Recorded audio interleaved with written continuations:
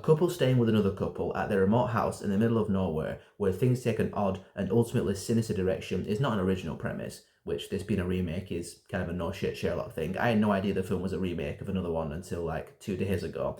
But still, it's a premise that we've seen a variation of a few times over, but as always, it comes down to execution, and Speak No Evil is a really good exercise in tension and unease. The film takes a slow burn approach, so it takes a long time for shit to hit the fan, for James McAvoy to snap, and for the thrills to come in, but it's all about that build-up. Mackenzie Davis, Scoot McNairy, and the daughter arrive at the farmhouse, and the first half of the film, you're just observing James McAvoy and his wife and their odd quirks, and like the American couple, you're feeling kind of uneasy, you're feeling uncomfortable, and you're just kind of enjoying the build-up, and you're just waiting for the intentions to come to the surface, and again, for McAvoy to just snap and lose his shit. The film has you in the palm of its hand for the entire first half, and then about midway through, Mackenzie Davis and the family finally find out what's going on and what McAvoy intends to do, but it's not instant thrills from that point. It's still building up to it, because McAvoy says to Scoot McNairy a bit earlier on in an unrelated conversation but still applies to him as a character,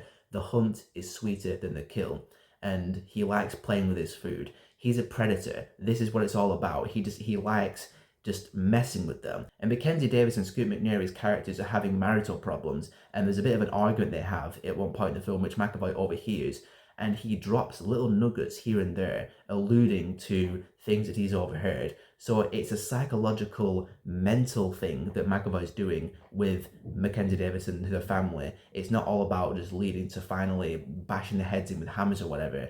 It's a psychological thriller. That's what it is. A slow burn psychological thriller with a really, really damn good performance by James McAvoy. He just strikes a balance of being charismatic, uneasy, in a weirdly charming and somewhat likable way, but you wouldn't trust the guy with anything. And when the shit eventually does hit the fan at the end and McAvoy goes in for the kill, it is really thrilling and pretty exciting, and there are a couple of moments in there that'll have you go, oh, in that like shock value kind of way, but it's also kind of cool at the same time. There is a moment in this film that is one of the most satisfying things I've seen in a film all year long. No spoilers, I'll just leave it at that. Simple premise, solid acting, solid execution. Again, it's a slow burn, so if you want thrills right out the gate, don't bother. But if you like being teased, if you like the hunt being sweeter than the kill, and you like, the build up to the thrills and the tension and the excitement, go watch Speak No Evil. It's a pretty solid psychological thriller, and James McAvoy is awesome.